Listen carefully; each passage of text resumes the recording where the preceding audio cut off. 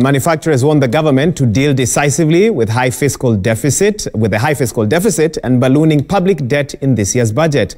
This was one of the proposals fronted by participants in the 2020-2021 financial year pre-budget hearings in Nairobi. Dennis Otieno reports. The Public Participation Forum for the 2020-2021 financial year budget was organized by think tank the Institute of Economic Affairs. And here, players from the manufacturing sector said they wanted the government to tread carefully on borrowing while monitoring budget deficit. I would say that if you look at the global standards, we are getting worse off. And indeed, we continue that trajectory and we don't have optimal return on investment on the coin that is borrowed internationally or domestically, on any investment, public investment that we're making in the country.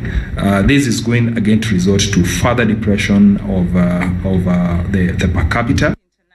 Sentiments echoed by representatives from civil society organizations in a separate forum were demanding measures to curb further accumulation of debt. Repayments have become difficult, and we need some support so that we don't fall into debt distress.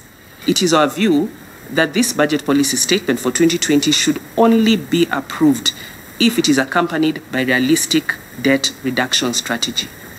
Kenya currently has a public debt of 6.2 trillion shillings, representing close to 64% of the country's gross domestic product.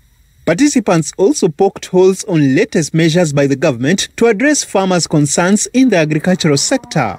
Early this year, the government directed new KCC to buy milk from farmers at 33 shillings a litre.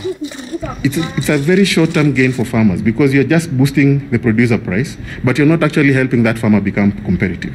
And then what happens next year? Do you still give another producer price? So the game changer for agriculture would be where we move towards addressing the things that are making us inefficient and then think long-term. Participants also want sanitation and water to be prioritized in the next budget, as they equally affect performance of the big four sectors identified by the government. Dennis Otieno, Citizen TV.